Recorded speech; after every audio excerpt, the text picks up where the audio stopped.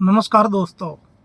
इस वीडियो में हम इस बारे में बात करेंगे कि लाइफ में financial stability, financial safety, security कैसे हासिल करी जा सकती है और पैसे कमाने के क्या-क्या रास्ते हो सकते हैं। और लोगों ने पूछा था कि तुम आप अपनी एक्सपीरियंस के बारे में भी बताओ कि आपने कैसे अपने लाइफ में फाइनेंशियल सिक्योरिटी हासिल करी।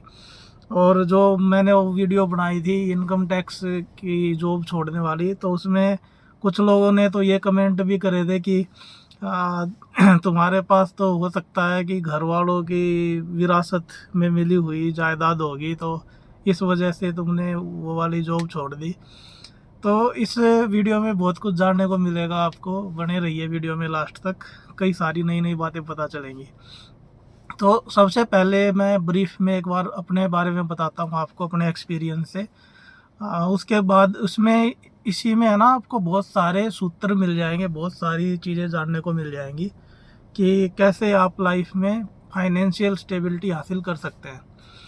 तो जैसे ही मेरी ग्रेजुएशन कंप्लीट हुई थी, ग्रेजुएशन से पहले स्कूल तक तो क्या होता है वहाँ पे इंडिया में मतलब अपने जो इंडियन फैमिली होती है, middle class, lower middle class, तो उसमें लोगों को उतना वो पॉकेट मनी वगैरह वो सब भी नहीं मिलता है, बहुत कुछ ज़्यादा कुछ ऐसा।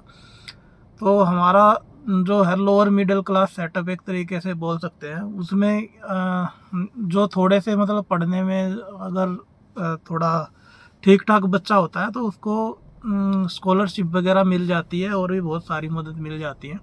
तो ऐसे स्कूल वगैरह में तो हमें स्कॉलरशिप मिल जाती थी और उस तरीके से चलता था।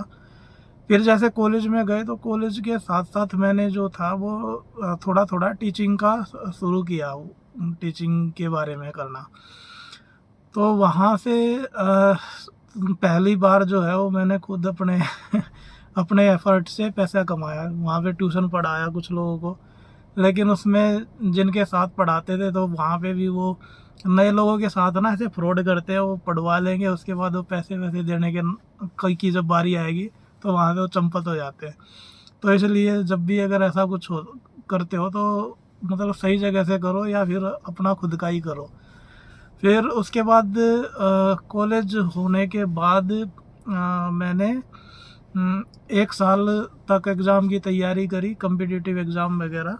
और फिर 1 साल की तैयारी करने के बाद फिर घर वालों की दिशा तरफ से भी कुछ ऐसा इंडिकेशन था कि भाई अब जो है वो तुम भी पैसे वैसे कमाने शुरू कर दो।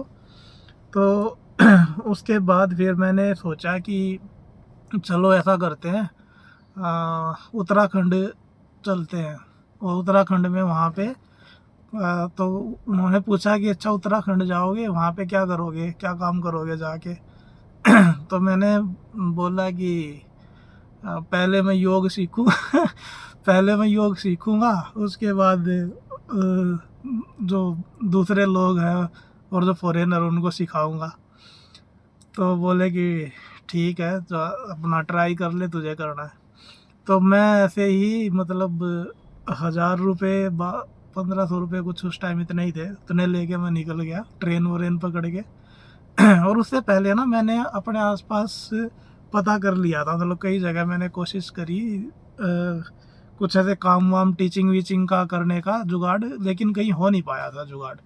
तो मैं ऐसे पैसे ले गए और मैं निकल गया इधर उत्तराखंड में। और उस टाइम पे वो बात रही होंगी 2015 16 की, 2016 की बात है। तो 16-17 में मैं वहाँ पे निकल गया और देहरा इधर ऋषिकेश की ट्रेन पकड़ी, ऋषिकेश में आया। ऋषिकेश में मुझे लगा कि वहाँ तो ऐसा कुछ हो ही जाएगा जुगाड़। तो 2-4 जगह पे आश्रम में पता किया मैंने, तो वहाँ तो पहले से ही ठग बैठे हुए रहते हैं। ऐसे अगर कोई उनको इंसान फंस जाए ऐसे काम करने के लिए बाहर से आया तो वो तो तैयार बैठे रहते हैं कि हाँ आओ इधर आश्रम की सेवा करो, ये करो। और कहाँ मोह माया में पड़े हुए हो, क्या करोगे पैसे कमा के। यहाँ आश्रम की सेवा करो, आराम से रहो, खाना पीना खाओ और भगवान में ध्यान लगाओ, पैसे वैसे क्या करना है। तो मैंने बोला भाई ऐसे नहीं, मुझे जॉब की ज़रूरत है, मुझे पैसे कमाने हैं। तो वहाँ पे फिर आश्रम वाश्रम में उधर तो कुछ हुआ नहीं जुगाड़। फिर मैंने वहाँ पे कुछ वैकेंसी देखी कि कहीं पे कुछ जॉब वगैरह मिल जाए। तो उसमें भी ज़्यादा कुछ बात बनी नहीं। न्यूज़पेपर देखा, उसमें एम्प्लॉयमेंट न्यूज़। तो फिर लोगों ने मुझे सलाह दी कि ऋषिकेश में यहाँ जॉब वॉब कुछ नहीं है, यहाँ पे कुछ हो नहीं सकता है, तुम ऐसा करो देहरादून जाओ, बड़ी जो कैपिटल है, बड़ी जगह देहरादून है, वहाँ पे कुछ मिल सकता है। और देहरादून के बारे में मैंने पहले भी सुन रखा था। तो मैं वहाँ से फिर देहरादून आया ट्रेन पकड़ के, और वह यहाँ पे 2-4 जगह घूमा। तो उन्होंने पूछा मेरे से क्या क्वालिफ़िकेशन है, क्या किया हुआ है ये। तो मैंने बताया उनसे कि दिल्ली यूनिवर्सिटी से पढ़ाई करी है, और ये उन्होंने मार्कशीट वगैरह देखी।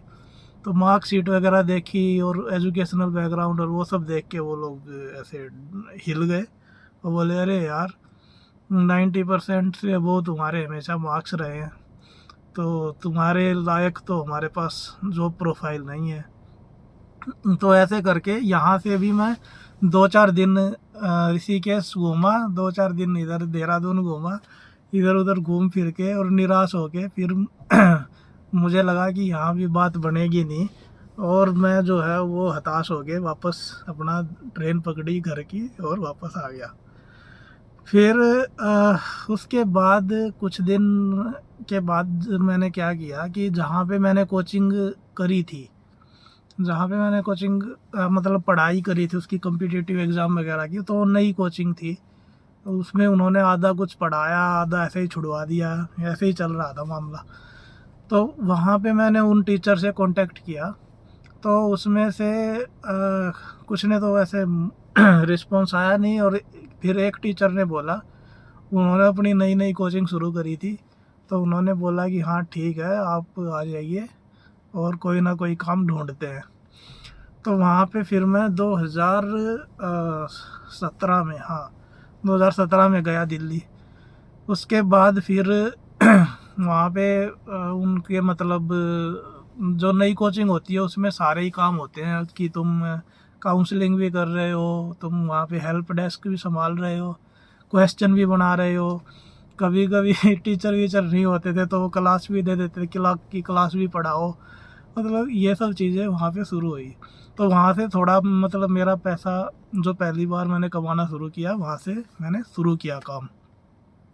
लेकिन वहाँ से ना एक्सपीरियंस बहुत मिल गया मुझे, वहाँ से कैसे लोगों से बात करनी है, बाहर कैसे रहना है अकेले, और कैसे पैसे मैनेज करने हैं, ये सारी चीज़ें मैंने वहाँ पे सीखी। और लोग कैसे फिर आपके साथ जो है वो मिसबिहेव करते हैं और वो चीज़ें करते हैं, वो चीज़ें वहाँ से पता चलती है। और इसी बीच में फिर मैंने ना एसएससी के एग्ज़ाम्स भी दे रखे थे, तो मुझे लग रहा था कि हाँ कोई ना कोई पोस्ट मिल जाएगी, सिलेक्शन तो हो जाएगा। लेकिन वो कोर्ट केस चल रहा था, कभी उसमें धरने प्रदर्शन हो रहे थे, कभी फाइनल रिजल्ट नहीं आ रहा है, तो उसमें बहुत दिक्कतें थी। तो उसमें फिर मैंने वहाँ पे टीचिंग किया कुछ टाइम तक, मतलब वो काम किया वहाँ पे कोचिंग का। फिर उसके एक टाइम बाद है ना वो लोग भी मतलब क्या है कि ज़्यादा से ज़्यादा आपको वो करना चाहते हैं, प्रेशर करना चाहते हैं, और पैसे वैसे उस हिसाब से वो देते नहीं हैं। वो ऐसे सोचते हैं कि यार अकेला बंदा है, ना फैमिली है ना कुछ है, तो तुम्हें 10-12 हज़ार से ज़्यादा रुपए की क्या ज़रूरत है। और फिर उसमें भी वो तुम्हें मतलब अजीब तरीके से ही देते हैं पैसे, और जितने पैसे देंगे उससे डबल ट्रिपल भी आपसे आउटपुट निकालने की कोशिश करेंगे। और इसी बीच में फिर घर वालों का भी ऐसे होता है कि पहले तो है ना वो रहता उनका कि घर पे पड़ा रहता है, कुछ काम करता नहीं है, बाहर जा कुछ पैसे कमा, पैसे वैसे कमाने शुरू कर, ऐसे करके। और फिर जब बाहर जाओ, जब पैसे कमाने शुरू कर दो, फिर उसके बाद उनका अलग ही ड्रामे शुरू होते हैं। फिर वो बोलते हैं अच्छा कितने पैसे मिल रहे हैं, 15,000, बस 15,000 ही मिल रहे हैं, इससे बढ़िया तो घर पे ही था ये। भाई ये चीज़ भी सोचनी चाहिए कि वहाँ पे तुम्हें सीखने को भी तो मिल रही है चीज़ें। मतलब धीरे धीरे इंसान के अंदर जब स्किल आती है, जब चीज़ें वो समझता है, तो फिर बाद में वो खुद ही डिमांड करता है कि भाई मेरी 15,000 की नहीं, मेरी जो है वो 50,000 की वैल्यू है। तो जहाँ पे मैं कोचिंग में काम करता था उधर दिल्ली, उसके बाद फिर एक टाइम बाद मुझे पता चला कि यहाँ पे मतलब अब बात बनेगी नहीं, वो मनमुटाव टाइप और पॉलिटिक्स, वो सारी चीज़ें शुरू हो जाती हैं। तो उसके बाद फिर मैंने अपना अलग से वहाँ पे रूम रेंट एक जगह पे लिया, हाँ मतलब रेंट पे लिया रूम। और मैंने सोचा कि अब मैं जो है वो खुद ही ट्यूशन पढ़ाऊँगा और खुद ही अपना मतलब होम ट्यूशन दूंगा या ऐसे पढ़ाऊँगा।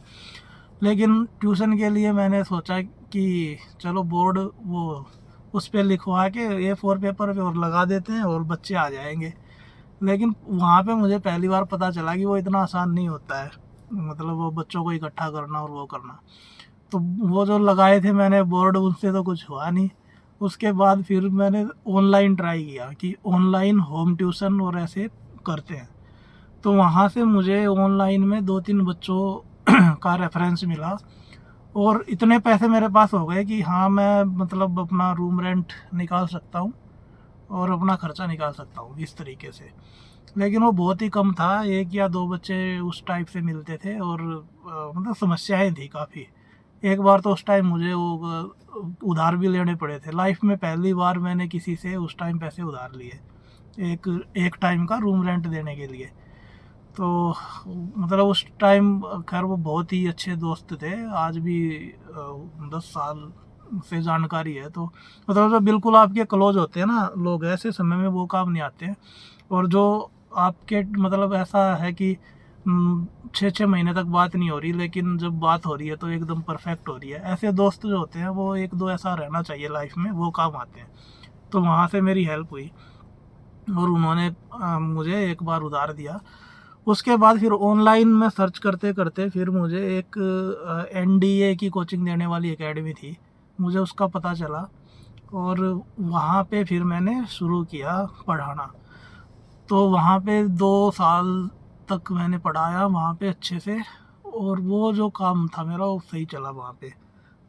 NDA का मैथ्स वहाँ पे पढ़ाया मैंने बढ़िया से अच्छे से, मज़ा भी आता था पढ़ाने में। और उसमें 2 घंटे तो 1-1.5 घंटा तो जाने में निकल जाता था, फिर आने में फिर पैदल भी चलना पड़ता था। उस टाइम मेरी हेल्थ भी बड़ी अच्छी थी, मतलब काफ़ी भागा दौड़ी हो जाती थी लाइफ में, तो काफ़ी हेल्थ भी अच्छी रहती थी और मेहनत होती थी बढ़िया से। और तब तक फिर जो है वो 2-3 साल होने के बाद वहाँ से मेरा SSC का वो भी आ गया फाइनली, ज्वाइनिंग जो लेटर था वो क्लियर हो गई। वहाँ से जो केस वेस चल रहे थे एग्ज़ाम प्रोसेस के ऊपर, और 2018 अगस्त में उनका लेटर आ गया, ईमेल आया कि आपकी ज्वाइनिंग है और आप चेन्नई में आके ज्वाइन कर लीजिए। तो NDA में लेकिन उस टाइम जितने पैसे मैं कमा रहा था लगभग उतना ही या उससे कम जो है वो मेरी सैलरी वहाँ पे SSC में मिलती मुझे, वो जो इनकम टैक्स वाली जॉब थी। तो उन्होंने कोचिंग वालों ने बोला कि यार क्या करेगा वहाँ इतनी दूर जाके, और यहीं पे कोचिंग पे ही पढ़ा और अपनी ही कोचिंग समझ। तो मैंने मन ही मन बोला भाई मेरा एक्सपीरियंस का ज़्यादा कुछ सही रहा नहीं है, तो आज सही चल रहा है कोचिंग तुम्हारी कोचिंग पे, लेकिन कल को अगर नहीं सही चलेगा तो तुम 2 मिनट भी नहीं लगाओगे, तुम तो लात मारने में टीचर्स को ऐसे, एक टीचर हटाया दूसरा लेके आया ऐसे करके। तो वहाँ से फिर मैंने NDA वाला वो क्लोज़ किया वहाँ से काम, और उसके बाद मैं पहुँचा उधर चेन्नई में, वहाँ पे ज्वाइन किया मैंने। और वहाँ पे तो सैलरी वैलरी खैर अच्छी मिलती थी। हम 27 अगस्त को गए थे, तो 4-5 दिन के अगस्त के भी पैसे उन्होंने तुरंत दे दिए थे 1 सितंबर को। और उसके बाद फाइनेंशियली मुझे दिक्कत नहीं आई जॉब शुरू होने के बाद, क्योंकि पैसे वैसे काफ़ी आते हैं आपके पास। शुरू शुरू में खर्च भी बहुत होते हैं कि घर रेंट पे लेना है, फिर नई नई तो नहीं, सेकंड हैंड स्कूटी मैंने ख़रीदी वहाँ पे। स्कूटी बाइक को चलाना आता नहीं था, तो वो जो पहली बार ख़रीदी उसी से सीखी और मतलब पहली बार में ही मैंने वहाँ से ख़रीदने के बाद मैं चला के लेके आ गया। उससे पहले मैंने सीखा वीखा कुछ नहीं था। साथ में फ्रेंड था एक, उसको आती थी। फिर उसको बेच के और बाइक ख़रीदी। और ऐसे जो है बहुत सारा सामान इकट्ठा करना पड़ता है, घर की पूरी सेटअप, किचन का सेटअप, सिलेंडर लेना है, बेड लेने हैं, वो लेना। फिर घर वालों की भी उम्मीदें जागती रहती हैं कि उनका भी रहता है कि हमें भी आना है। तो वहाँ से फ़्लाइट की 3-4 चक्कर लगते हैं साल में। उसके बाद उनके लिए व्यवस्था करना पूरा। एक 3 BHK का मैंने वहाँ पे बढ़िया रेंट पे ले लिया था, तो वहाँ पे काफ़ी पैसे खर्च किए। और जो है वो फाइनेंशियल स्टेबिलिटी मेरी वहाँ से शुरू हो गई थी जॉब में आने के बाद। उसके बाद खैर पढ़ाई मैंने जारी रखी और वहाँ से, लेकिन वहाँ समय नहीं बचता था बिल्कुल, और जॉब में मज़ा नहीं आता था।